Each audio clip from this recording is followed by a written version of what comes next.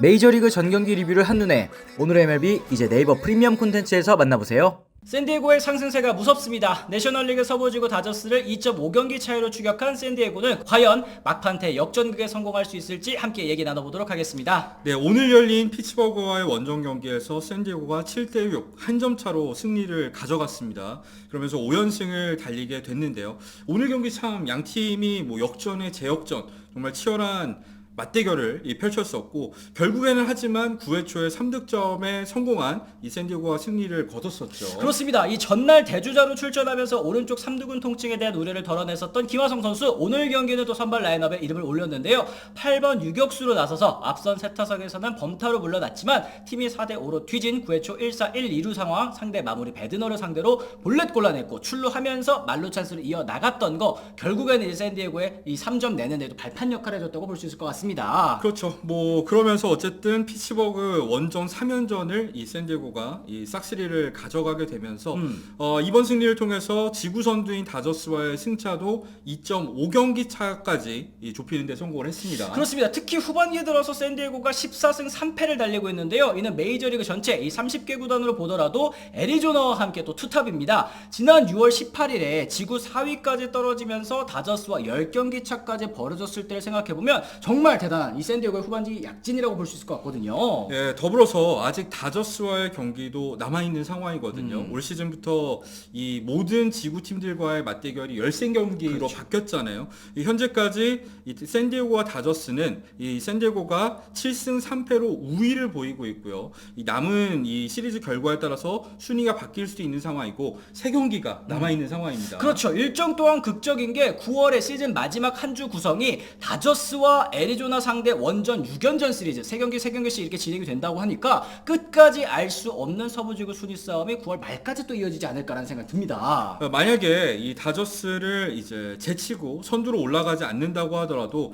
이 샌디에고는 현재 와일드카드 경쟁에서도 2.5경기 차이로 앞서면서 애리조나와 함께 선두권을 유지를 하고 있고요. 오늘 애리조나가 패배하면서 와일드카드 단독 1위로 올라설 수 있게 됐습니다. 그렇습니다. 지금 매츠랑 애틀랜타가 각각 3위 한 자리를 두고 다투는 양상이고, 이 세인트루이스와 샌프란시스코 같은 경우에는 각각 2.5경기, 3경기 차이로 아직은 조금 멀어 보이는 상황이기는 하거든요. 때문에 지금 샌디에고의 가을 야구 진출 가능성도 팬그래프 기준으로 현재 85.6%까지 올라 있는 상황입니다. 네, 그러니까 큰 이변이 없는 한 이 지구 선두가 아니더라도 와일드카드로 포스트 시즌에 진출할 가능성이 매우 높다고 말씀드릴 수 있을 것 같은데요. 사실 최근 이 샌디에고 약진이 더 대단한 이유가 있는 것 같습니다. 일단 주축 선수인 타티스 주니어, 그리고 머스그로브, 다루비슈 이런 선수들 같은 경우에는 1억 달러가 넘는 이 초장기 계약을 맺은 선수들이잖아요. 그렇죠. 이 선수들이 모두 이탈해 있는 가운데서도 이렇게 반등에 성공을 했다는 점이 참 대단한 것 같습니다. 그리고 결국에는 이 반등의 중심이 되는 선수들도 언급해야 될 선수들이 있을 것 같습니다. 특히 이제 타선에 좀 어떤 선수를 좀 들 수가 있을까요? 일단 1년 100만 달러에 영입을 해서 정말 이 자기 신이 왜 메이저리그 전체 유망주 1위였는지를 증명하고 있는 우리 프로파 신도 얘기를 할 수 있을 것 같고요. 잭슨 메릴 같은 경우에도 신임에도 불구하고 굉장히 클러치 상황에서 강한 모습을 보여주고 있고요. 여기다 부상 복귀해서 맹타를 휘두르는 보가츠, 그리고 후반기 들어서 살아나고 있는 팀의 리더 마차도까지 이런 선수들의 활약이 확실히 팀의 상승세를 이끌고 있는 것 같습니다. 그렇습니다. 이제 투수진 같은 경우에도 선발 투수 머스그로브, 다르비슈 빠지기는 했습니다만 노히터까지 기록하면서 살아난 시즈, 그리고 안정감을 찾은 킹이 좀 돋보인다고 한다면 이 불펜진에서는 수아레즈, 마스이 여전히 잘하고 있지만 트레이드 마감 시한을 앞두고 영입한 애덤과 스캇, 이 두 명의 불펜 필승조가 좀 눈에 띄는 상황입니다. 놀라웠었던 게 사실 마감 시한을 앞두고 불펜 최대화인 2명을 모두 영입할 수 있을지도 몰랐었고, 맞아요. 그 두 선수를 영입하는데 팀 내 유망주 랭킹 탑10 안에 드는 선수 중에서 절반을 태울 거라고 누가 예상을 했겠습니까? 그렇죠. 확실히 프렐러가 왜 자신이 매드맨인지를 제대로 보여줬다고 생각이 들고요.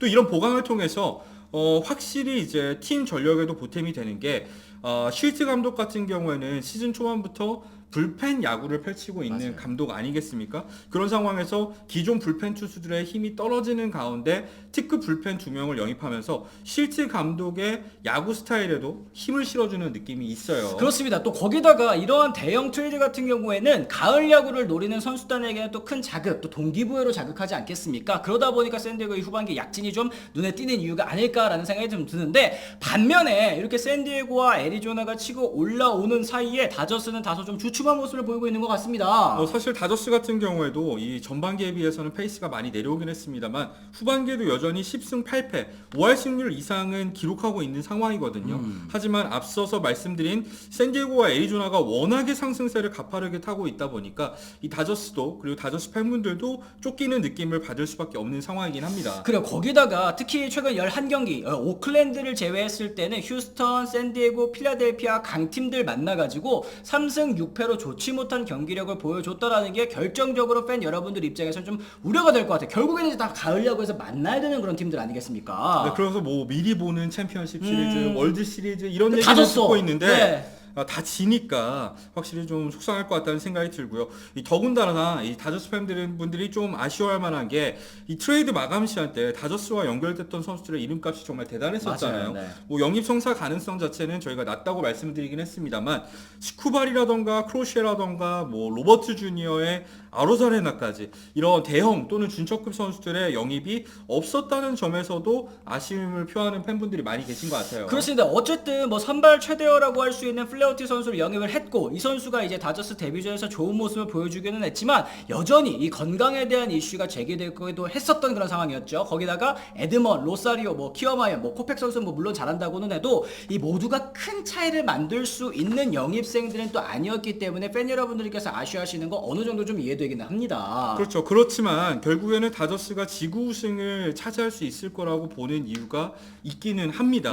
일단 다저스 같은 경우에는 현재 전력이 100%의 전력이라고는 할 수 없어요. 예, 기본적으로 무키 배츠뿐만 아니라 먼시라던가 이 타격의 타선에 있어서 중심을 이뤄주는 선수들이 빠져 있는 상황이고, 그렇죠. 프리먼 같은 경우에도 최근 뭐 9경기 결장 이후에 이제야 복귀한 상황 아니겠습니까? 뭐 거기에 더해서 투수진에서도 돌아올 선수들이 많은 상황이다 보니까, 야마모토 선수도 있고. 그렇죠. 전체적으로 부상자들이 모두 돌아온다면 이 가을 야구에 맞춰서 전력은 여전히 다저스가 샌디에고나 애리조나에 비해서 객관적으로는 우위에 있지 않나 하는 게 저희의 생각입니다. 그렇습니다. 결국 다저스가 지금 정규 시즌 다소 좀 치열하지 못한 경기들을 보여주는 날도 있기는 하지만 결국에는 이제 월드 시리즈 우승을 목표로 하는 팀이기 때문에 시즌 막판부터는 또 좀 전력을 다해서 컨디션을 좀 끌어올려야 될 필요성은 있을 것 같다는 생각 들어요. 그렇죠. 야구는 절대 이제 계획대로 흘러가지도 않고 사실 팀의 분위기라는 맞아요. 것도 강제로 만들 수 있는 게 아니잖아요. 선수단의 분위기라는 거. 그런 걸 생각했을 때는 다저스도 이때쯤에는 정신을 차려야 되는 시점입니다. 이 후반기부터 이제부터 진짜야 라고 한다고 해서 반드시 성적이 좋아지는 법은 없고요. 또 이제 배츠와 먼시가 돌아와서 이전 같은 활약을 당장에 보여줄 수 있을까? 이 부분에도 물음표가 있는 상황이기 때문에 확실히 다저스도 지금 급한 상황이긴 합니다. 그렇습니다. 여기에 이제 샌디에고, 애리조나까지 지금 내셔널리그 서부지구 뒤늦은 순위 싸움에 접어들었습니다. 만약에 이 예년처럼 다저스가 착 치고 나가는 양상이었으면 다소 루즈한 또 후반기 막판이 될 수 있었습니다만, 다저스가 좀 주춤하는 사이에 샌디에고와 애리조나 치고 올라오면서 막판까지 또 긴장의 끈을 놓을 수 없게 됐는데요. 이 샌디에고의 상승세는 사실 반갑습니다만 좀 아쉬운 부분이 있습니다. 여전히 살아나지 않고 있는 이 김하성 선수의 타격감 얘기도 좀 짚어봐야 되겠죠. 네, 후반기 16경기에서 김하성 선수가 아직까지 홈런이 없는 상황입니다. 사실 타율 역시도 2할 4리, OPS도 0.5대에 머물고 있는 상황인데요. 김하성 선수가 어쨌든 이제 이 삼두근 통증으로 인해서 짧은 휴식을 취하기는